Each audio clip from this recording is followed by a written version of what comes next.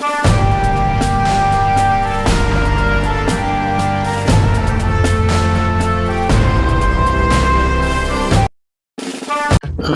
विविध कार्यकारी सहकारी संस्था व कृषी विभाग आत्मा यांच्या संयुक्त विद्यमाने अल निनोचा प्रभाव, खताचा संतुलित वापर व खेत बचाव अभियान कृषी मेळावा शिरूर रानपाळ येथे यशस्वीपणे पार पडला.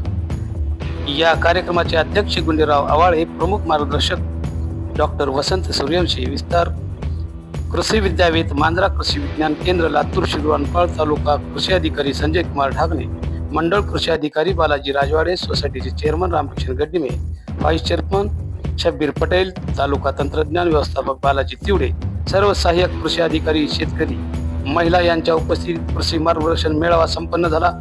यावेळी निनोमुळे होणारा परिणाम व त्यानुसार सोयाबीन व तूर पीक लागवड तंत्रज्ञान याविषयी मार्गदर्शन डॉक्टर वसंत सूर्यवंशी यांनी केले. यावेळी प्रवीण मताई, संजय कुमार ढाकणे, धोंडराम सांगवे, चेअरमन रामकिशन गड्डिमे यांचे मार्गदर्शन झाले. सूत्रसंचालन बालाजी तिवडे यांनी केले व शेवटी आभार अध्यक्षीय समारोप गुंडेराव आवाळे यांनी केले. यावेळी मोठ्या संख्येने महिला शेतकरी व पुरुष शेतकरी उपस्थित होते. या कार्यक्रमाचा लाभ शेतकऱ्यांनी घेतला.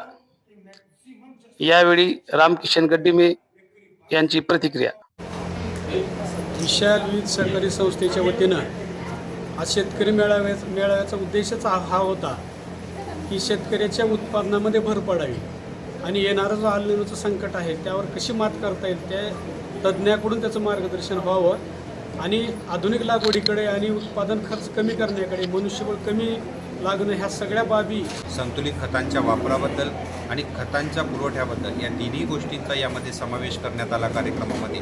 त्यामुळे सर्व शेतकऱ्यांना पुढच्या 15 दिवसामध्ये जे काही नियोजन करायचं आहे त्या नियोजनासाठी सविस्तर अशी माहिती शेतकऱ्यांना देण्यात आलेली आहे. त्यामध्ये सर्व शेतकऱ्यांनी त्याच्या माहितीचं आकलन करून पुढच्या येणाऱ्या काळामध्ये तसं नियोजन करण्याचं आश्वासनसुद्धा शेतकऱ्यांना देण्यात आलेलं आहे. त्यासाठी सर्व शेतकरी तयार आहेत आणि त्यासाठी फक्त यावर्षी पश्चिम आशियाई देशामधील उद्भवलेली युद्धजन्य परिस्थिती याचा अनुषंगाने विचार केला असता जे काही रासायनिक खताचा पुरवठा होणार आहे तो पुरवठा आपल्या मागणीनुसार आपल्याकडे महिनान्याय 100% खताचा पुरवठा झालेला आहे आणि त्या अनुषंगानं सर्व कृषी सेवा केंद्रांची या ठिकाणी बैठक घेऊन त्यांना त्याप्रमाणे सक्त निर्देश देण्यात आलेले आहेत. त्यामुळे खरीप हंगामामध्ये रासायनिक खताचा कुठल्याही प्रकारचा तुटवडा आपल्या तालुक्यामध्ये भासला जाणार नाही याबद्दल शेतकऱ्यांना कृषी विभागामार्फत आश्वासित करण्यात येत आहे. धन्यवाद सर.